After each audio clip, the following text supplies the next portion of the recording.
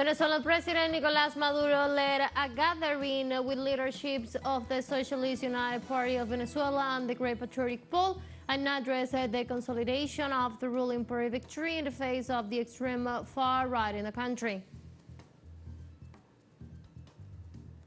Social organizations in Argentina rallied in front of the Ministry of Human Capital to denounce the lack of resources in soup kitchens. Peace and Solidarity Group in South Korean capital of Seoul rally against a joint military exercise conducted with the United States.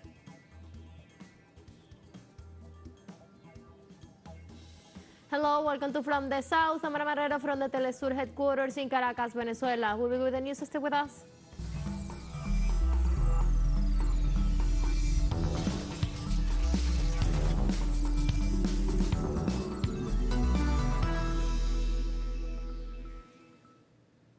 In Venezuela, the President Nicolás Maduro had a gathering that brought together the leadership of the Socialist United Party of Venezuela and the Great Patriotic Pole and addressed the consolidation of the ruling party's victory in the face of the extreme far right in the country.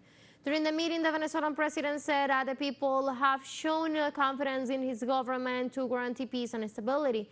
Maduro also highlighted the importance of militant efforts to combat the violent strategies of the far right and cyber-fascism, and also made reference to the recently treated law against fascism and neo-Nazis in the country.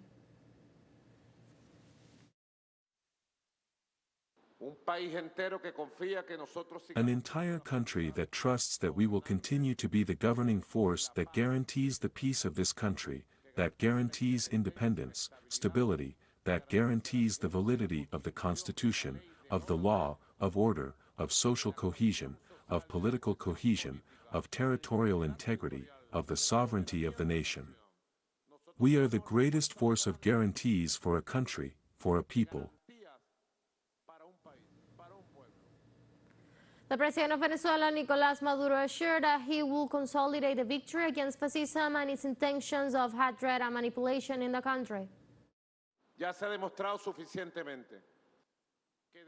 It has been sufficiently demonstrated that from hatred, revenge and vendetta, it is impossible to lead a political project. Fascism has failed in Venezuela. We have defeated it, but we have to consolidate the victory against hatred, against lies, against manipulation, against the dirty campaign that has replaced politics as a human good. And the member states of the Bolivarian Alliance for the Peoples of American Peoples Treaty of TCP released a communique in rejection of the spurious and interventionism resolutions issued on Friday, August 16, by the Organization of American States OAS regarding Venezuela's internal affairs. The statement denounced this inadmissible resolution promoted mainly by the United States, represents the open interference in Venezuela's internal affairs and confirms once again the severely role of the OAS before Washington to promote coup plans disregarding the institutions of the Venezuelan state to address its affairs. It continues by stating that TCP demands respect for the sovereign will of the Venezuelan people and the sovereign performance of its institutions, and calls on the OAS to address its own affairs and the social, economic, and governance crisis suffered by several of its member states, especially in the United States of America.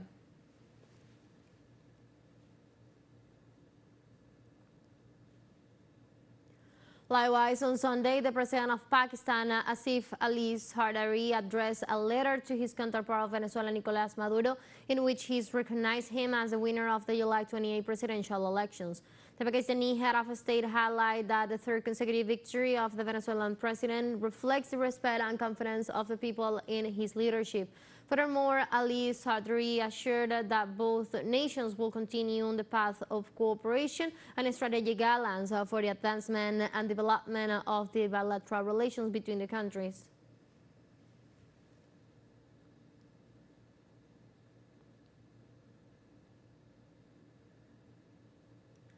Social organizations in Argentina rally in front of the Ministry of Human Capital to denounce the lack of resources in the soup kitchens.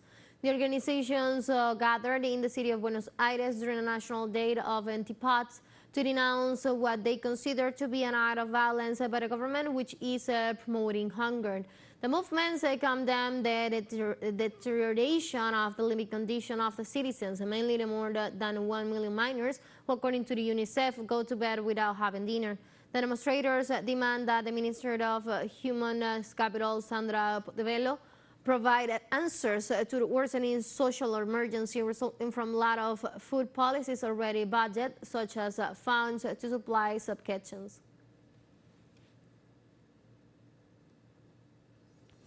Let's take a very short break, but before we invite you to join us on our TikTok account at teleSUR English, where you'll be able to see news in different formats, news updates, and more. Stay tuned for more news.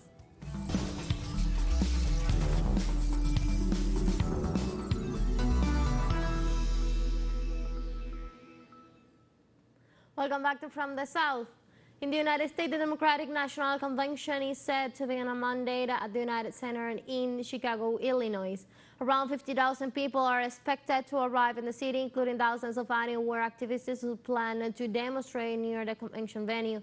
President Joe Biden is the headline speaker for the first evening, while later this week, Vice President Kamala Harris is expected to officially accept the party's nomination for the November 2024 presidential elections.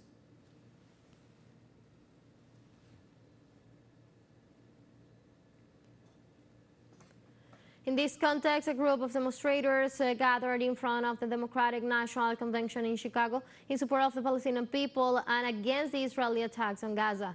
The demonstrators reject the Biden administration's lack of effective actions to prevent a ceasefire and its support for Israeli crimes against the Palestinian people. The rallies are expected to continue during the first day of the event, which will be attended by many former presidents and political figures.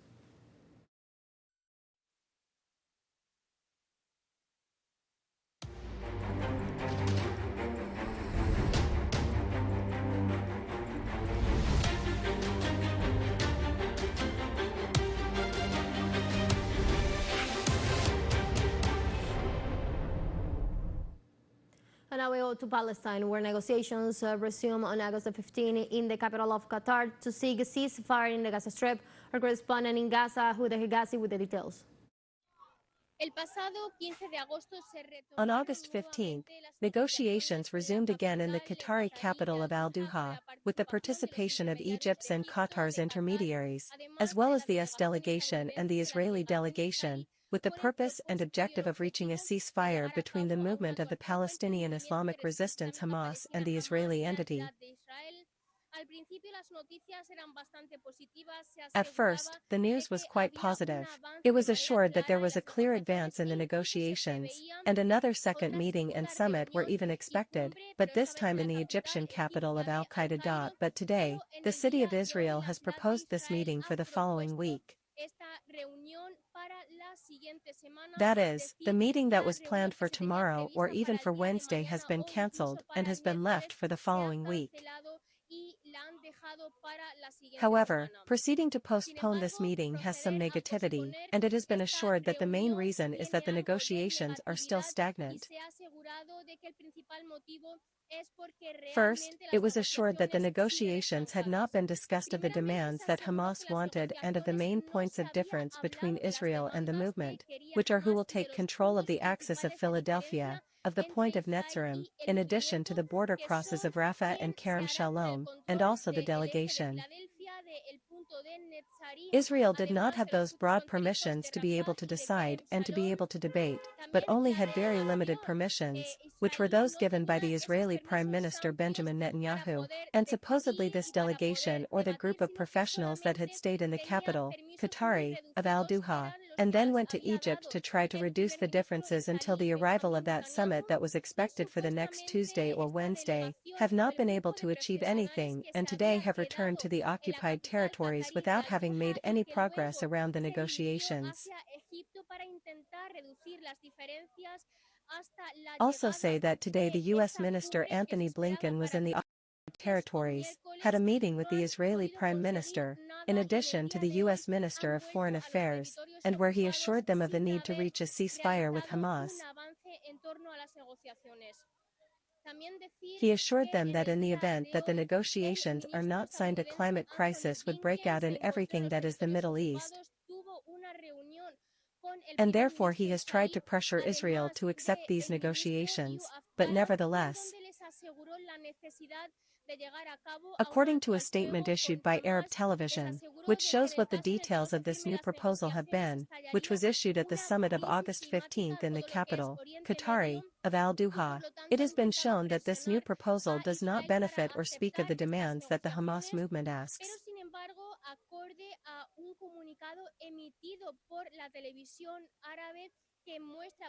What this new proposal dictates is an exchange of hostages where Israel must release a number of Palestinian prisoners in exchange for the movement to release a group of Israeli hostages.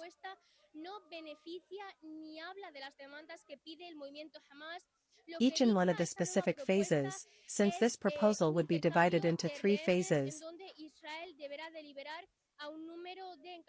But it does not speak of a permanent ceasefire in the Gaza Strip.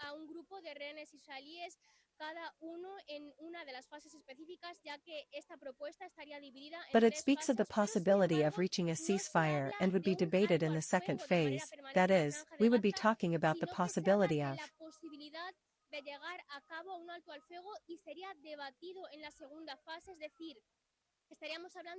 debating the ceasefire in the second phase. Also in this proposal it does not speak of a total withdrawal of the Israeli army from the Gaza Strip.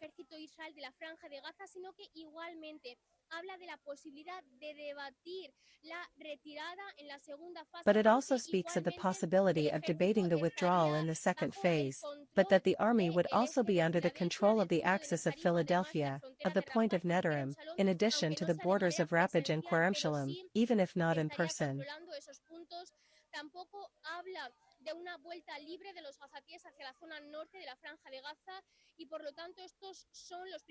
But it would be controlling those points. It does not speak of a free return of the Gazans to the north of the Gaza Strip, and therefore these are the main points of difference, and that this new proposal does not dictate or mention, and therefore we would be talking about the fact that these negotiations are literally useless. It never assures that it will not accept them since they do not satisfy the needs of the Palestinian people nor the needs of the Palestinian resistance. It never remains firm in its position that it will only accept the proposal that it signed on July 2nd, and therefore we can say one way or another that the negotiations are on the verge of failure in the event that Israel continues to affirm its position and that there is no change in this new proposal.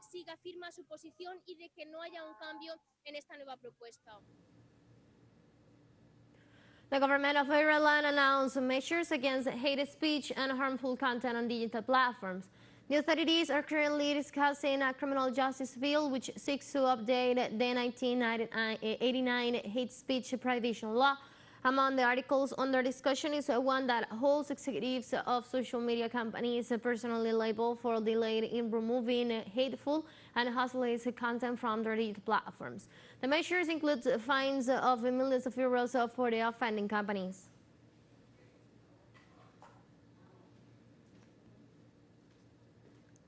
New York State's governor signs a bill to regulate digital platforms, algorithm, and the use of children's data.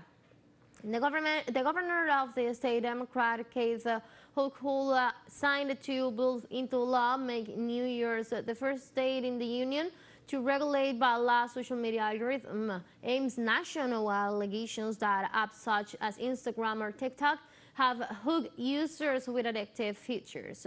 Under New York's Safe for Children's Act, social media platforms will be required to display contents chronologically by default for kids under the 18, while the New York Child Data Protection Act would restrict websites from collecting or sharing the personal data of users under 18 without consent, expanding on existing federal privacy protection for children under 13.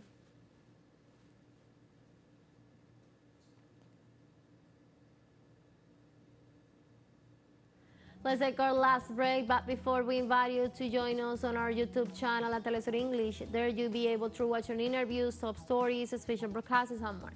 Hit the subscribe button and active the notification bell to stay up to date on the world's most recent events. One final lecture breakdown, go away.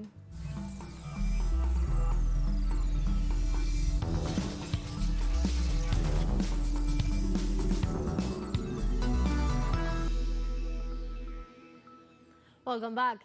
On Monday in the South Korean capital of Seoul, the organization Solidarity for Peace and Reunification of Korea, SPARC, rally against the joint military exercise the countries conducted with the U.S. Protesters from SPARC gathered nearby the presidential office and the defense ministry to urge for peace on the Korean peninsula as demonstrators claimed the exercise fuels confrontation and a nuclear war crisis in the region. The Ulchi Freedom Shield military exercise started on Monday morning and will be underway until August 29th.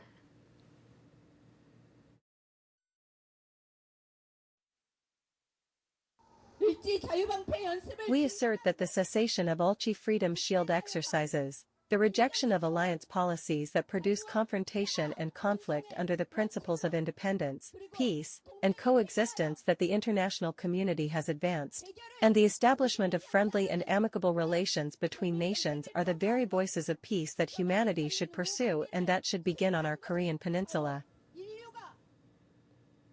Russian President Vladimir Putin stressed on Monday the positive development of economic cooperation with Azerbaijan.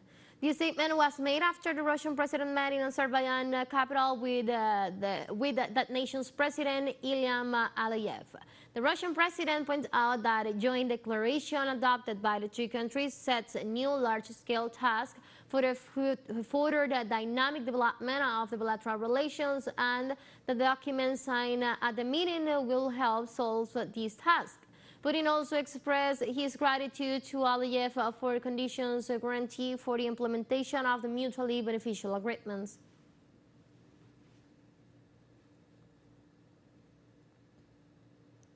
Belarusian President Alexander Lukashenko said that Ukrainian President Volodymyr Zelensky has lost the support of the Ukrainian people. According to the Belarusian president, about 70% of Ukrainians hate Zelensky because of his false promises and the escalation against Russia. Lukashenko points out that Ukrainians do not want to go to war and leave their homes to escape the neo-Nazi ideology promoted by the Zelensky government.